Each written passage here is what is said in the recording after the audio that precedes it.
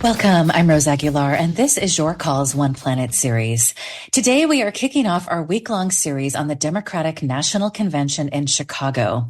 We'll begin by discussing Vice President Kamala Harris and Governor Tim Walz's climate records and what they might do if they win in November. 2 years ago, President Biden signed the Inflation Reduction Act, which has been lauded as the largest investment in climate action and clean energy in U.S. history. In a statement released by the White House, Vice President Harris said that while taking on the climate crisis and lowering utility bills for families, the IRA is helping to rebuild American manufacturing and drive American innovation, creating good-paying union jobs, furthering economic opportunity, and contributing to the nearly $900 billion in private sector investments. So what would a President Harris do to hold big oil accountable? How would she address the disproportionate impacts of climate change on communities of color and poor communities? Joining us are three guests. Marianne Lavelle is an award-winning reporter with Inside Climate News, a Pulitzer Prize-winning nonprofit news organization dedicated to covering climate change, energy, and the environment. Marianne Lavelle has covered the environment, science, law, and business in Washington, D.C. for more than 2 decades. Hi, Marianne. Thank you for joining us again. Hi, glad to be here. Great to have you. Cassidy DePaola is Communications Director at Fossil Free Media, a nonprofit media lab dedicated to supporting the movement to end fossil fuels, and a spokesperson for Make Polluters Pay. It's a campaign to build public support for climate litigation and other efforts to hold fossil fuel companies accountable. Hi, Cassidy. Thank you so much for joining us. Hi, Rose. Great to be here. Thanks for having me. Great to have you. And Darna Noor is a fossil fuels and climate reporter with The Guardian U.S. Darna Noor was one of the first reporters to write about Project 2025's Republican plan to dismantle U.S. climate policies, including the Inflation Reduction Act. Hi, Darna. Thank you so much for joining us again. Hey, always great to be here. Thanks for having me.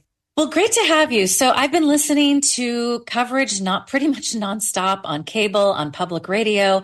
And I have to say, I've been very surprised that the climate crisis is not getting the attention it deserves. That's what I see from my vantage point. Marianne, what are you seeing from your just everyday media diet? Is this getting enough attention? So you're really surprised by that? Well, I guess I still have to be. I mean, that definitely is the way politics is often covered by the mainstream media. It's not so issue focused as it is horse race focused and who's ahead and everything. But climate is just not only, as we know, such an important issue. It's important to the people who are really rallying behind Kamala Harris's candidacy. And I think that in Chicago, she's going to have to address it in some way to really reach out to all of those folks who are really so excited about her candidacy and the possibilities beyond what's already been achieved during the Biden administration. Well, I guess, Marianne, one more thing. I guess in some ways, I kind of am surprised, given all of the floods and the fires and just what people are dealing with on a regular basis, the hot temperatures that we just saw in July. And also, I just have to repeat this as we head into this presidential race. So many scientists say that we have to cut global carbon emissions by half by 2030. I mean, that's only 6 years from now. This next president is going to determine if we do that or not.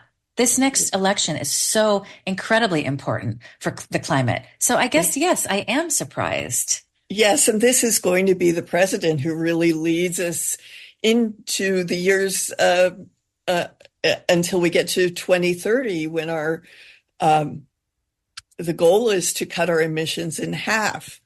I think that one of the things that's happening is that there is this perilous position that the Harris-Walz candidacy that they're in.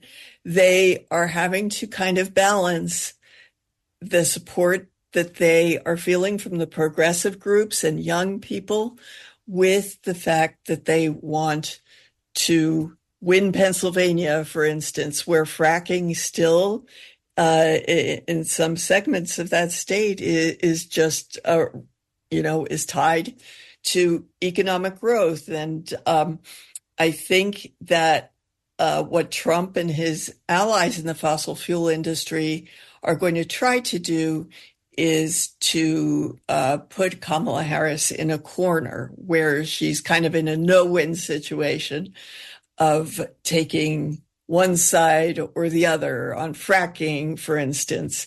But I think if you look at her record, she has navigated those kind of issues very well and has achieved perhaps not as much as some people would have wanted, but a lot in the fight against the fossil fuel industry and against, an unlivable future that we're all facing if we don't act on climate.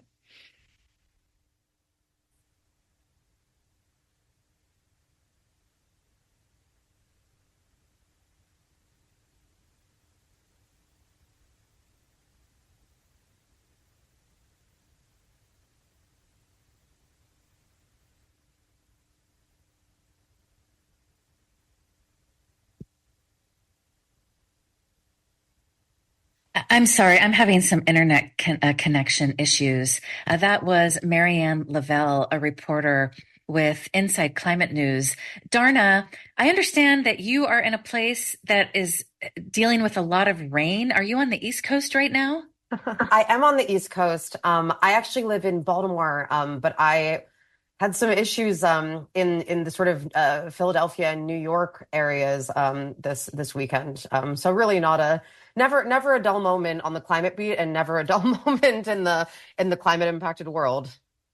So tell us what your thoughts are on this, Darna. Why do you think the climate crisis is not getting more attention given everything that we're dealing with right now? I mean, I guess I unfortunately would maybe agree a bit with you, Marianne, that I find it a bit unsurprising because I think maybe, as climate journalists, it's something that we're particularly attuned to and something that, never really gets to the attention that it seems to warrant. I mean, I will say that I do think that there's been a bit more attention to the climate crisis in, mainstream media than there has been in previous years. But I also, I think that the real missed opportunity here is to connect the climate crisis to some of the issues that are really seen as like the winning issues. For instance, there's been so much talk about inflation and the specific kind of effects of inflation on raising grocery prices. Now Harris has come out against price gouging from big corporations in the sort of grocery sphere. That's a policy that I think has garnered some excitement from Democrats, and it is also one that is deeply linked to the climate crisis because we know that the climate crisis is such a driver of these inflated prices, in agricultural products from like the tiny jar of pickles that your local artisanal deli is making to, the eggs that you're getting or the chicken that you're getting from Purdue. And so I think that there's a real missed opportunity here to connect the climate crisis to the sort of many issues that it affects. Really, every issue I think today is a climate issue.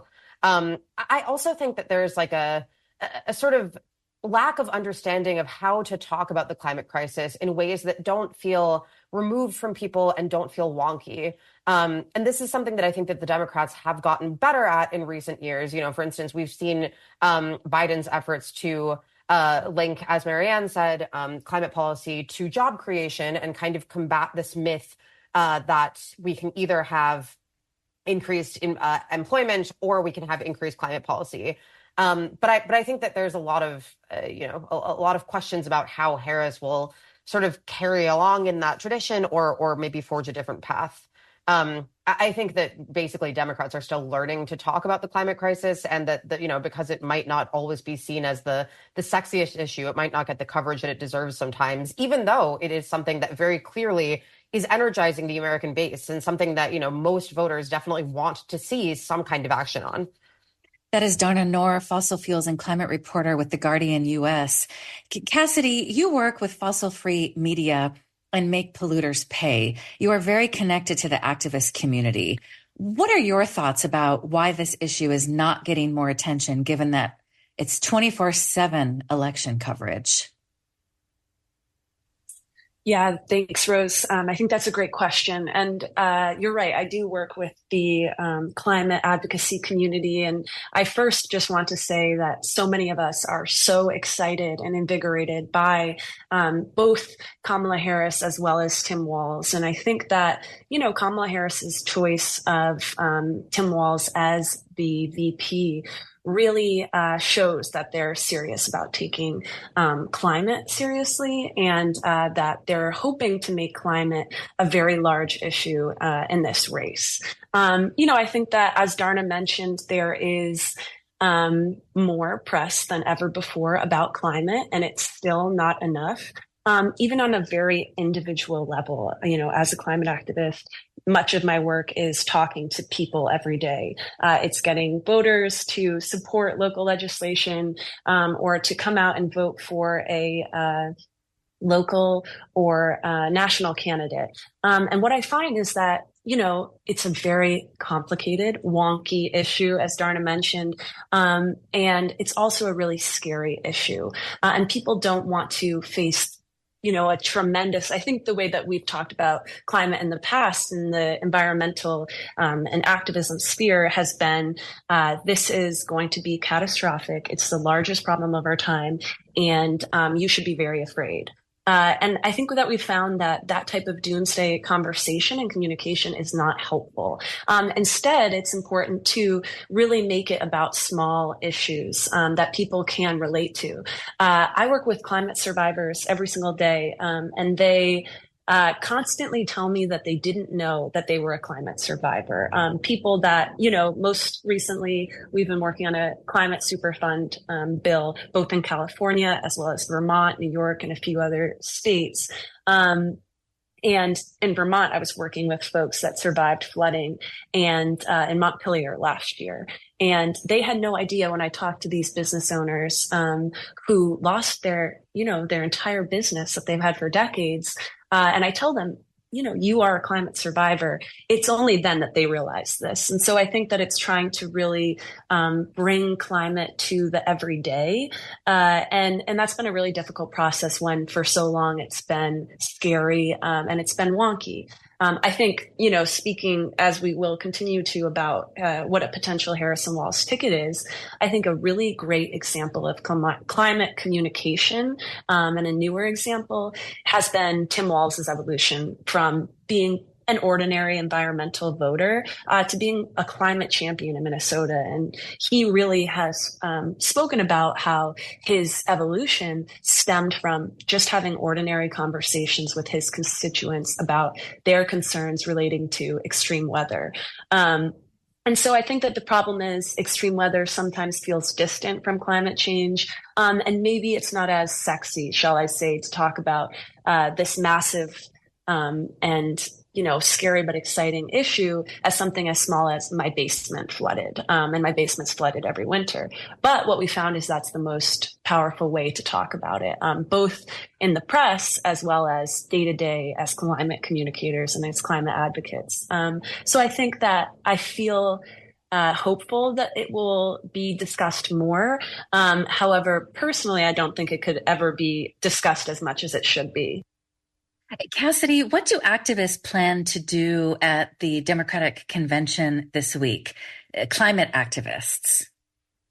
Yes. Well, I think that's a great question. I think that there are plenty of really amazing and incredible activists that will be there talking to members of Congress, talking to delegates, talking to, hopefully, obviously, have a sidebar with Kamala Harris or Tim Walz. But there are a few actions that are planned. And so one of them is that there'll be a 50-state video. So there'll be a video from one person and each of the 50 states sharing their story of climate survival, which is really powerful. I think that climate activists, as I've mentioned, are really trying to make extreme weather the forefront of climate work, as well as make it a critical issue for the Democratic National Convention to address. These events have affected millions of Americans, causing loss of life, destroying homes and businesses, disrupting livelihoods, and costing billions of damages. And so, we're calling on the DNC to focus on this. It's immediately relevant. It's a major financial tool, and there's so many connections to public health, national security, environmental justice, and others. In addition to that, I know I've been talking a lot about extreme weather, but as Darna has just experienced with this flooding, as I'm experiencing with extreme heat where I am, it's on top of mind. And so tomorrow there will be climate activists with CAC, Representative Kathy Castor, and climate advisor for the White House, Ali Zaidi, will be hosting a press conference in the morning to specifically talk about extreme weather and to specifically call on Kamala Harris and Tim Walz to make that a part of the Democratic platform. So those are just some of the plans, but there are more to come. Marianne, what would you add about what you're hearing from activists? A couple of weeks ago, you wrote a piece about the Green New Deal Network endorsing Kamala Harris. As you report, this progressive group has not endorsed Biden, but the Democrats' candidate switch has inspired youth and people of color in the activist community.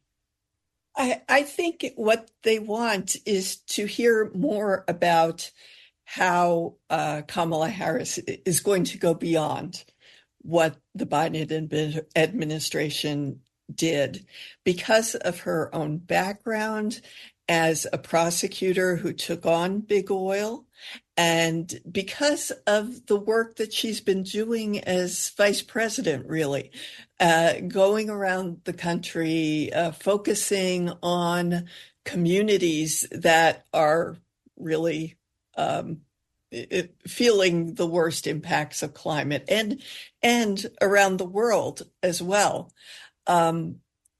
They feel that there's a real chance that she will take climate activism to the next level.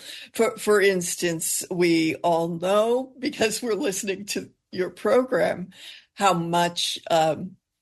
historic the Inflation Reduction Act was in its investment in clean energy, and also that the bipartisan infrastructure also give a lot of federal money to things like resilience.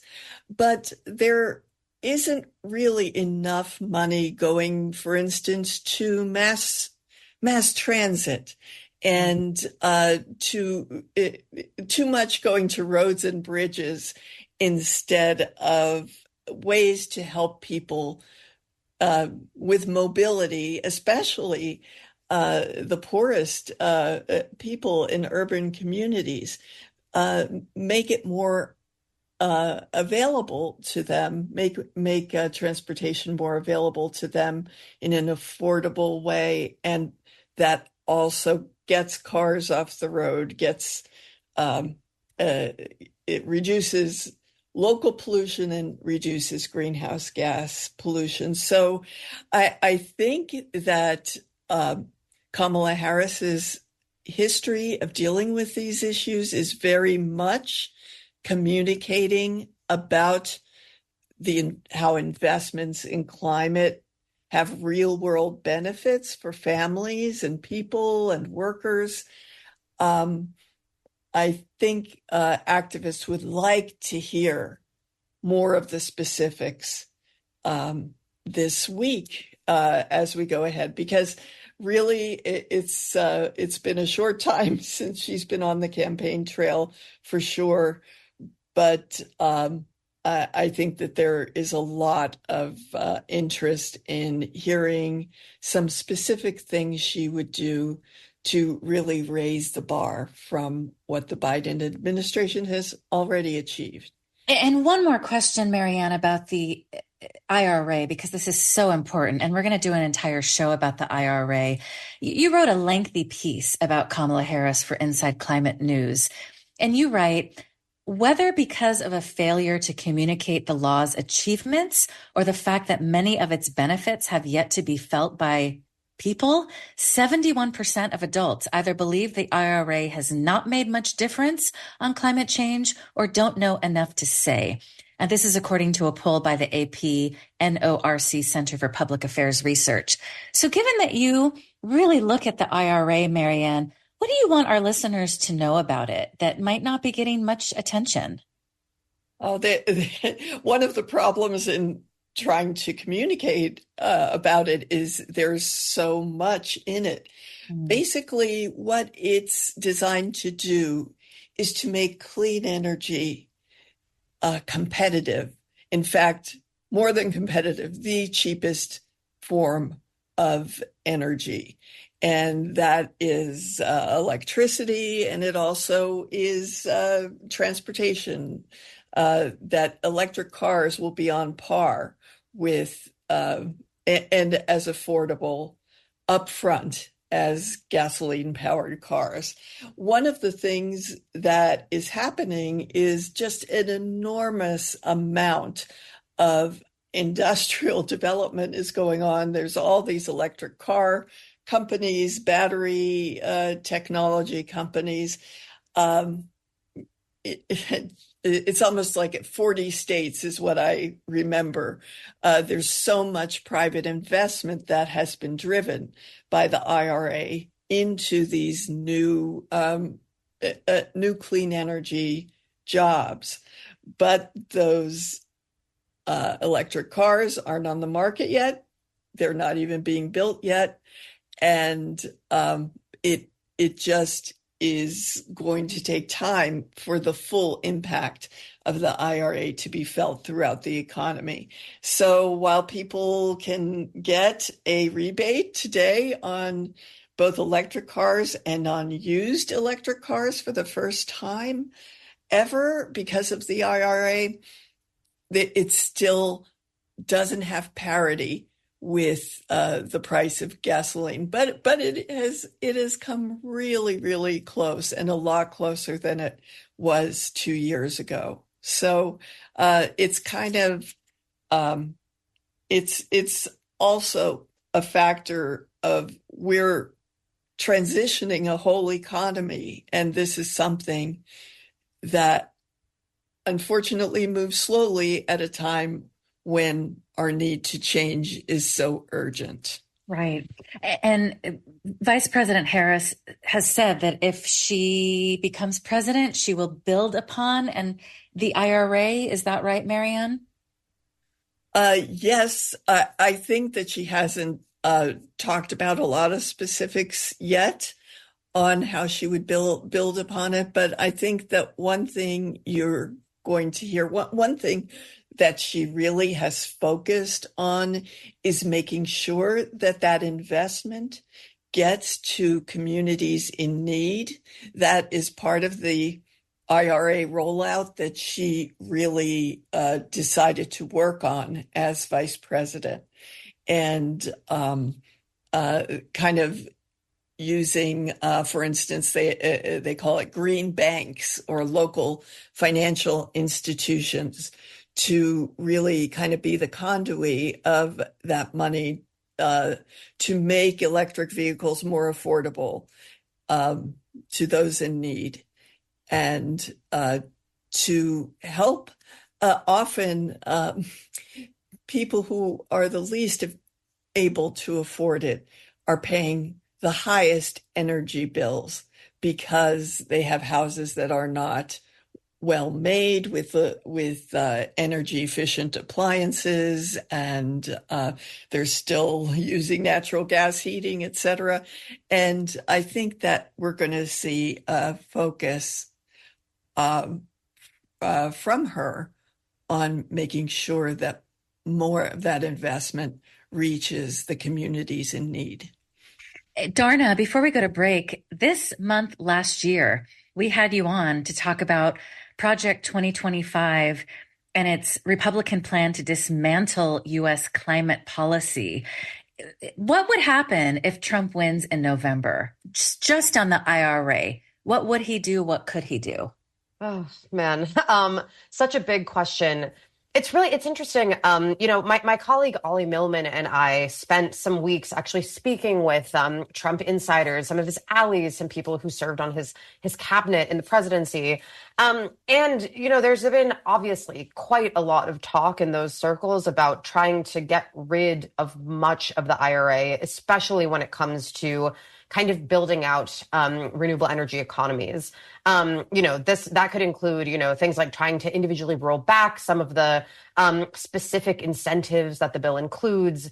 Could also on the sort of policy level, try to roll back some of the regulations and protections that the bill enshrined. I think a big focus of the Project 2025 plans for the IRA is really undoing a lot of the progress that's been made on environmental justice, specifically the sort of efforts to promote policies that disproportionately affect people who are disproportionately affected by the climate crisis. For instance, the Justice 40 initiative, ensuring that 40% of climate-related funding goes to the worst impacted communities by the climate crisis, and by sort of other structural issues in the United States. I think that it could be a really huge blow to some of the sort of progress that's been made under the Biden administration. I'll say, it was a bit surprising to hear that in some cases, first of all, the Trump administration could not roll back some of these things, with a single pen stroke. They would need Congress on their side to do so. And so that will be something to watch out for. But there might also be some specific incentives that are beneficial to certain kinds of businesses that they may leave in place. The Trump administration, I think, might run into this issue of needing to balance this sort of ridiculous culture war on the sort of effort to protect a livable future with this need to sort of protect business interests. They bill themselves as like a very pro business sort of faction of the Democratic Party. And I think that there are a lot of business interests who might say, hey, why would you prevent us, the auto manufacturers, from building out EVs in ways that are more sustainable for us? Why would you prevent, companies, in many cases, companies that made their fortunes in oil and gas from kind of diversifying their energy businesses, or even investing in some of these more controversial solutions like carbon capture, which many on the sort of climate left call false solutions. So I think that it might not always shake out in this very black and white way, but broadly, definitely there will be a huge attack on the progress that has been made under the Biden administration on climate, including under the Inflation Reduction Act, which of course was the biggest investment in kind of renewable energy and green tech that we've seen in American history. We're going to take a quick break. That is Darna Noor, fossil fuels and climate reporter with The Guardian U.S. Marianne Lavelle is an award-winning reporter with Inside Climate News, and Cassidy DePaola is communications director at Fossil Free Media and a spokesperson for the Make Polluters Pay campaign. Today, we're kicking off our week-long series on the Democratic National Convention in Chicago. If you are listening on KALW, we will be live on Wednesday and Thursday nights, so be sure to tune in and call in with your thoughts. If you'd like to join today's conversation about what a President Harris would do to tackle the climate crisis, we'd love to hear from you. The toll-free number is 866-798-8255. You can also email your call at kalw.org. The Democratic Party has just released their official platform.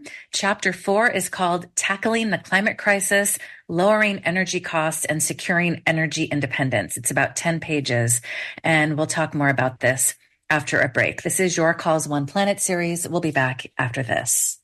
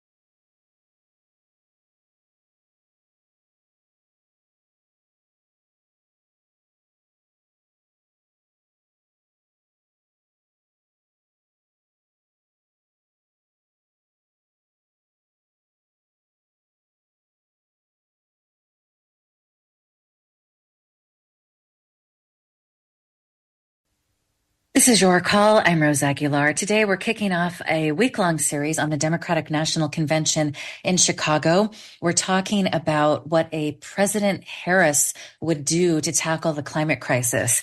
You can join us at 866-798-8255. You can also email your call at kalw.org.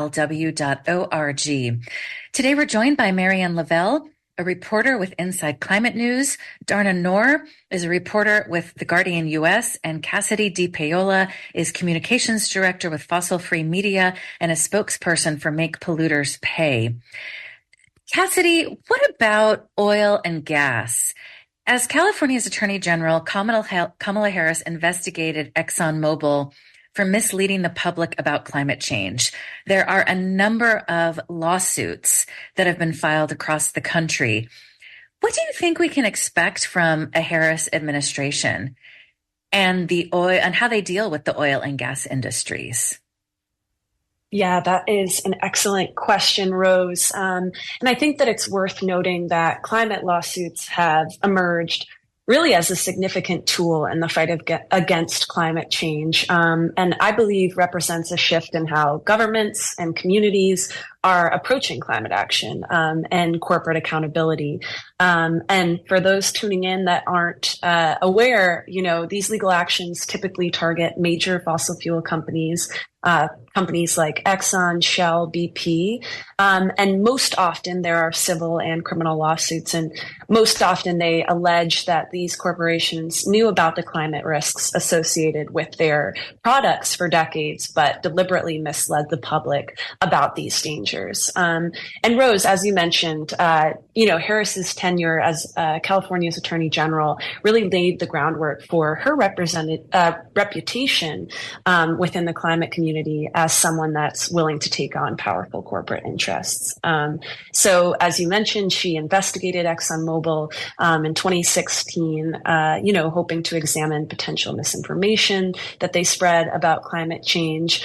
While this probe didn't lead to a lawsuit, it really set a precedent for state level scrutiny of oil giants' climate related discourses. And in 2023, Attorney General of California, Banta, eventually did file a lawsuit against ExxonMobil. And so, during her time as Attorney General, she racked up a really impressive list of environmental victories, including a landmark $15 billion settlement against Volkswagen for emissions cheating, and a major indictment against Plains All American Pipeline following an oil spill in Santa Barbara.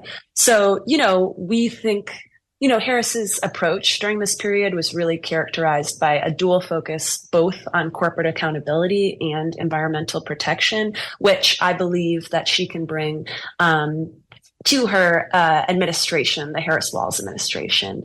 Her background as an attorney and as Attorneys General of California really showed that she wasn't afraid to take on these big oil companies, setting a tone that we hope will influence her national climate policy positions. So we're hoping that Harris is able to take this to a national stage and investigate, not only support state level lawsuits that are happening across the country. Over 20 municipalities and states are currently currently have investigations against big oil, but also, as the president urging the DOJ to launch a national investigation into big oil. And we feel that there is a real likelihood that this can happen. I mean, it's worth noting also that Tim Walz is also from a state where his state attorneys general, Keith Ellison, launched an investigation into big oil that Walz has supported. So we're hoping that this, support both Harris and Walz have shown for investigations into big oil will continue on the national stage. And many advocates are pressuring them to do so. To that point, Darna, in one of your latest pieces, you write that for years, climate advocates and some lawmakers have said the Department of Justice should file a case to sue big oil for spreading climate disinformation. You write, it has so far failed to do so, even under Joe Biden, who ran on a climate-focused agenda. Richard Wiles, president of the nonprofit Center for Climate Integrity, said, we get the sense that the Biden Attorney General Merrick Garland has no interest in pursuing this issue. But Fossil-Free Media's Jamie Henn said that could possibly change under Kamala Harris's leadership. So tell us more about this. Yeah, it's funny. I actually spoke with Cassidy for that piece also. I think that the sort of prevailing sentiment here is a lot of what Cassidy laid out, which is that Harris's record, especially in California, showed that she was not afraid to take on the fossil fuel industry. So I guess maybe to just throw out a couple of examples, and in addition to what Cassidy already sort of brilliantly laid out. Another major thing that she did when she was AG of California was secured this multi-million-dollar settlement from Volkswagen for basically rigging their vehicles with like emissions cheating software. She also got another multi-million-dollar settlement from Phillips 66 and ConocoPhillips, both for environmental regulations. As Cassidy mentioned, there was this investigation into Exxon. She investigated some other sort of major oil companies also. And then apart from that sort of legal record, she also created one of the U.S.'s first environmental justice units when she was San Francisco's district attorney, which I think shows like a pretty early understanding of the disproportionate effects of the climate crisis on, marginalized communities.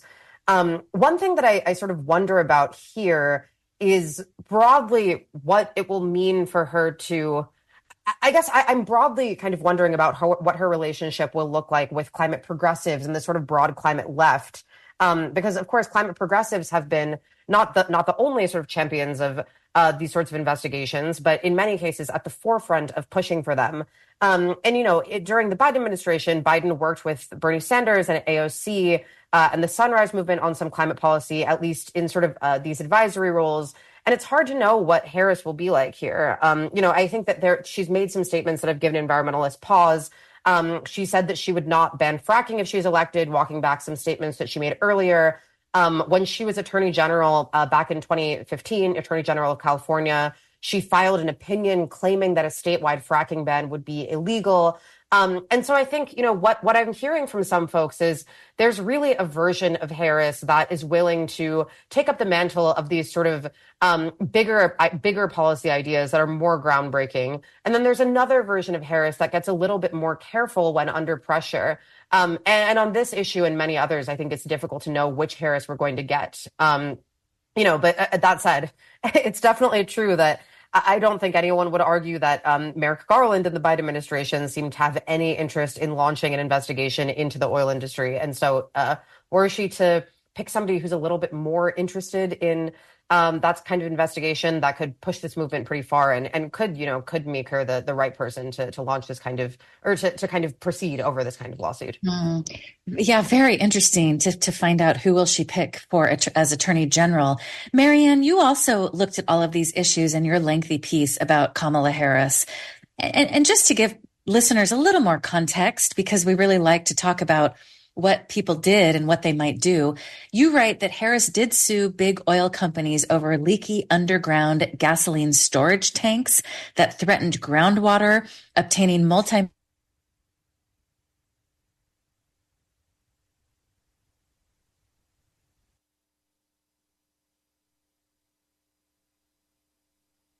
pipeline over a 2015 spill of 140,000 gallons of heavy crude oil in the Pacific Ocean, which polluted the shore near Refugio State Beach.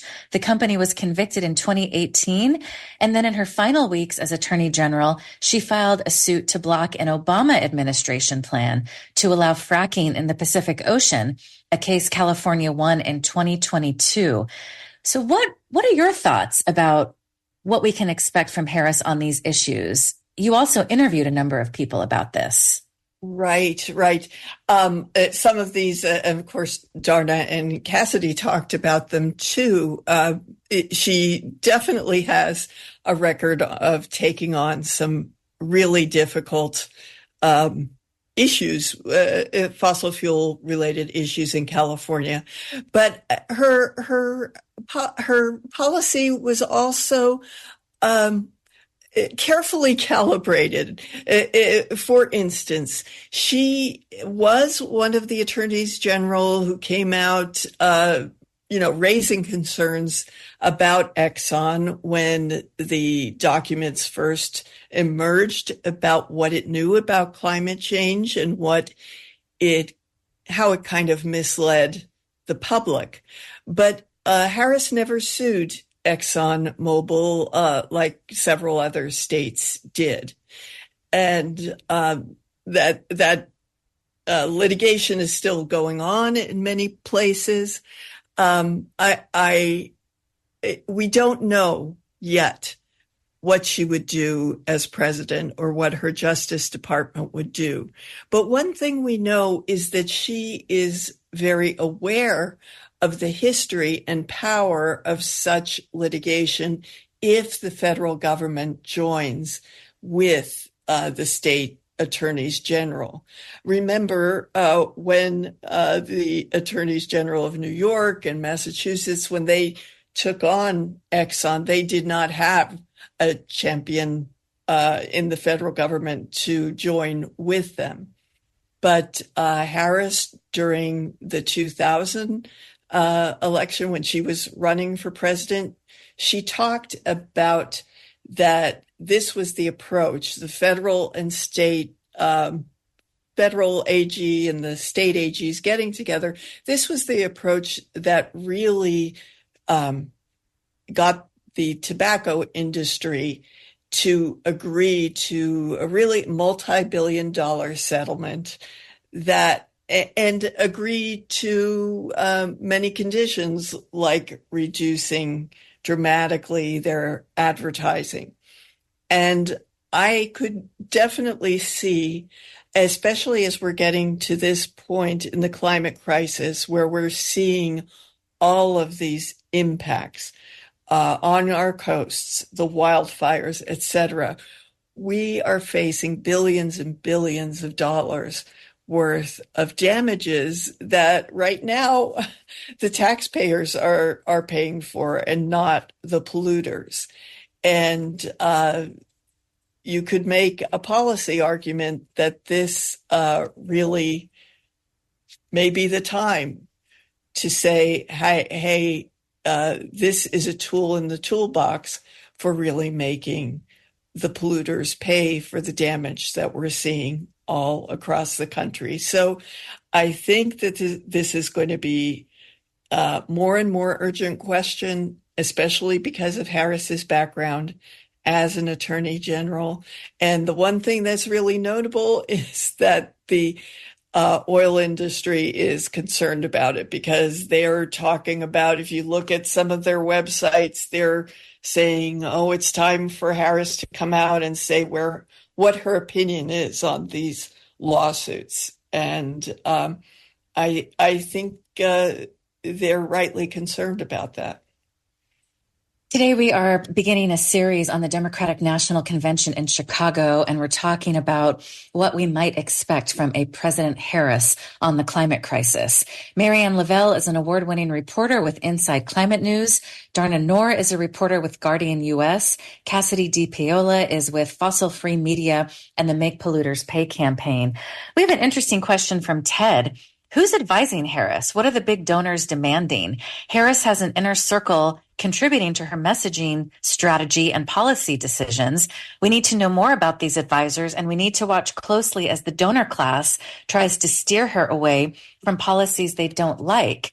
Interesting question, Ted. There was a piece in the New York Times a few days ago called "The Confidants Guiding Harris for the Most Important Days of Her Life."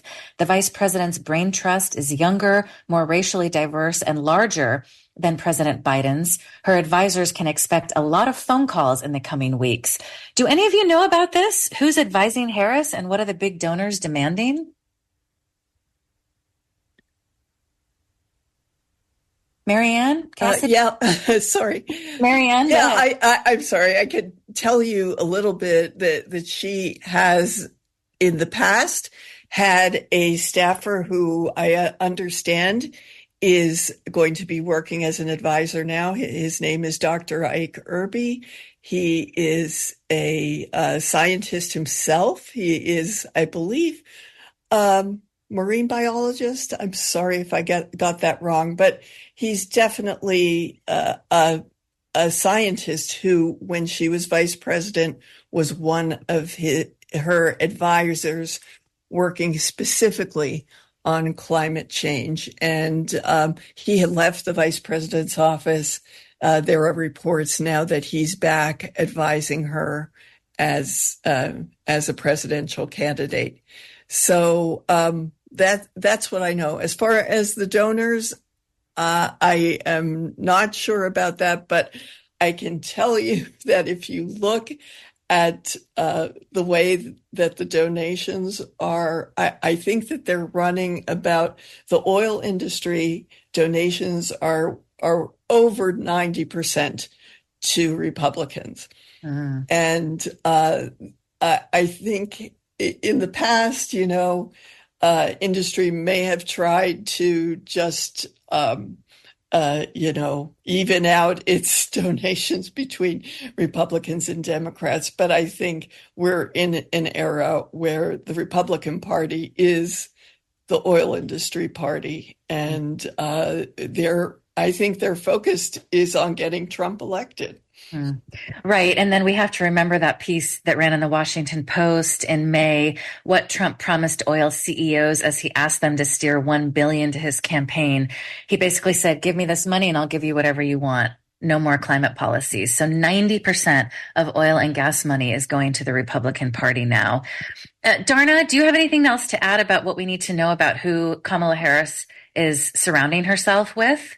Yeah, I'll just throw a couple of other names out there on whom there's long been reports that she's been taking advice on when it comes to both sort of climate issues and economic issues. So there's Jared Huffman, who's a representative of California's 2nd congressional district. And Huffman is interesting. He actually served on the Select Committee on Climate Change back in 2019. He was appointed by Nancy Pelosi. And he also is on the Natural Resources Subcommittee on Water, Oceans, and Wildlife. Is that the right name? It's so funny that we have different names for the Senate and House committees every sort of session. But he's sort of known as a bit of a, I don't know, middle of the road Congress member when it comes to, these policies that are kind of widely understood to be needed by Democrats. Things like conservation, wildlife protection, and some level of a slow phase out of fossil fuels. There's another name that has come up a lot recently that has given some parts of the environmental movement at least quite a bit of pause, and that is Brian Deese. Brian Deese, of course, is advising Harris on economic policy, and listeners may know his name because he has had a long career at the asset manager BlackRock. And BlackRock is sort of known for, on the one hand, making these big sort of claims about the need to, kind of move over to a more environmentally sustainable form of investing, but then also continually invest in fossil fuels. And so I think that there is a bit of concern about this in both the ways that it could kind of support a rhetoric of sort of quick climate policy change, while kind of actually maintaining the status quo. And then also it could bode poorly for the sort of parts of the climate world who have an understanding that like taking on big business and taking on the investor class will be really necessary to usher in change that we need when it comes to this kind of crisis level issue. Cassidy, your final thoughts. This is so interesting because people have been wondering, is the Democratic Party still the Clinton-Obama more corporate party? Are they moving in a different direction? And you hear about someone like a Brian Deese from BlackRock, and there's the corporate wing of the party. But then you have Kamala Harris choosing Tim Walz, who has signed one of the strongest green energy bills into law. As Darner reports, the policy requires Minnesota to eliminate carbon from its electricity generation by 2040, obtaining 100% of its utilities from carbon-free sources. Only a handful of states are doing this at such a rapid pace. So what are your thoughts about where Kamala Harris is going to take the Democratic Party if she wins in November, especially on climate change? Yeah, thanks so much for that question, Rose. I mean, Sorry, we have about a minute and a half left. Wonderful. I think that we're witnessing a real significant shift in how Democrats approach climate policy, really moving away from corporate friendly compromises and really towards a stance of robust accountability, robust corporate accountability. And I think this change really reflects a growing understanding that addressing climate change requires more than just incentives and market-based solutions, but rather it demands holding big polluters responsible for their actions, or, as my campaign says, making polluters pay for their actions. I really think that the Harris-Walz ticket embodies this evolving perspective. Both come from states, as I mentioned, that have taken bold legal action against fossil fuel companies, signaling a willingness to use the full power of government to challenge corporate interests that have long profited from environmental destruction. And I think that, we're seeing this shift in several areas. We're seeing it in an unprecedented wave of climate litigation, as I mentioned earlier on the call.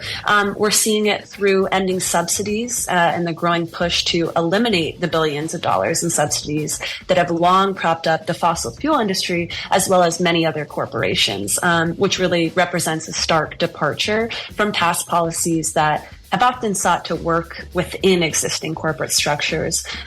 We're seeing it within, I know we have just a minute left, but we're seeing it with stricter regulations, calling for stricter enforcement of regulations and moving away from traditionally voluntary corporate commitments. And I just think that this shift towards corporate accountability really reflects a broader change in the Democratic Party's relationship with big business, especially in the energy sector. And I think this is Sorry, Cassidy, we're out of time. Thank you so much for that. We're definitely going to continue doing shows about this. Cassidy D. Paola is with Fossil Free Media and Make Polluters Pay. Marianne Lavelle is a reporter with Inside Climate News. Darna Noor is a reporter with The Guardian U.S. Thank you all for joining us, and thank you for joining us. I'm Rose Aguilar. It's your call.